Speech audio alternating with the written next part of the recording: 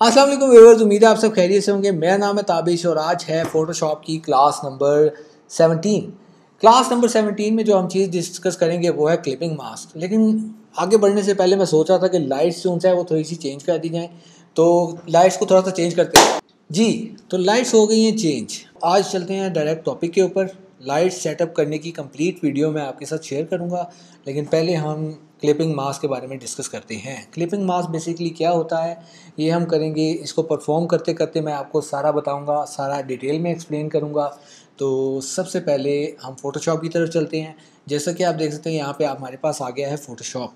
Photoshop में अगर आपने क्लिपिंग मास्क यूज़ करना है तो आपको लेयर्स पैनल के अंदर यूज़ करना पड़ेगा। तो ये ज़ाहिर सी बात है, अगर कोई हमने क्लिपिंग मास्क को यूज़ करना है तो सबसे पहले तो हमें उसके लिए कोई ऑब्जेक्ट वगैरह चाहिए होगा। तो हम एक ऑब्जेक्ट बना लेते हैं, कोई एक वेक्टर शेप बना लेते हैं और हम चलते हैं लेयर्स पैनल पे। लेयर्स पैनल पे जाके एक न्यू लेयर बनानी पड़ेगी हमें सबसे पहले। और अगर हम ऑल्ट या ऑप्शन प्रेस करके यहाँ पे होवर करते हैं तो आप देखते हैं कि यहाँ पे एक सिंबल बना आ रहा है क्लिपिंग मास्क का। ये जो सिंबल आ रहा है ये क्लिपिंग मास्क है और इस पर अगर आप क्लिक करते हैं तो ये आपका क्लिपिंग मास्क बन चुका है। तो अब इसको यूज़ किस तरीके से करना है उसको डिटेल में डिस्कस करते हैं। अब ये जो मैंने लेयर बनाई है, ये जो मैंने क्लिपिंग मास्क बनाया है, इसका क्या मतलब है कि जो भी मैं यहाँ पे काम करूँगा वो इस शेप के अंदर होगा। फ़र्ज़ करें कि मैं अगर यहाँ पे ब्रश यूज़ करता हूँ, यहाँ पे इसको ब्रश को फेरता हूँ, तो आप देख सकते हैं कि मेरा उस शेप में से बाहर नहीं जा रहा। मेरा जो भी कलर है, जो भी मैं काम कर रहा हूँ, अगर मैं इसका फ़्लो कम करता हूँ और मैं इसका एक स्प्रे पेंट बना देते हैं सॉफ्टनेस कम करके, तो आप देख सकते हैं कि यहाँ पे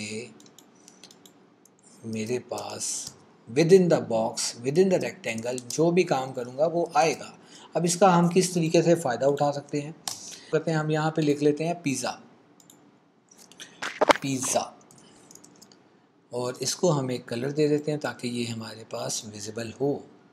और ये हमने इसको थोड़ा सा साइज़ इंक्रीज़ कर दिया और इसको हमने सेट कर लिया। आप देख सकते हैं कि हमारे पास एक लेयर जनरेट हो गई है टेक्स्ट की। टेक्स्ट फील्ड की जो लेयर जनरेट हुई है, हम क्या करेंगे कि इसके ऊपर एक इमेज को प्लेस करेंगे जो कि है यहाँ से। मैंने पहले से ही 3-4 इमेजेस जो सा डाउनलोड करके रखी हुई हैं, ठीक है। तो इसको एंटर करें, enter enter enter, okay. Now मैं चाहता हूँ कि मैं इसको क्लिपिंग मास्क बनाऊँ, इसको भी क्लिपिंग मास्क बना देते हैं। यानी याद रहे कि आप 4 से 5 यानी जितने आप चाहें क्लिपिंग मास्क आप बना सकते हैं।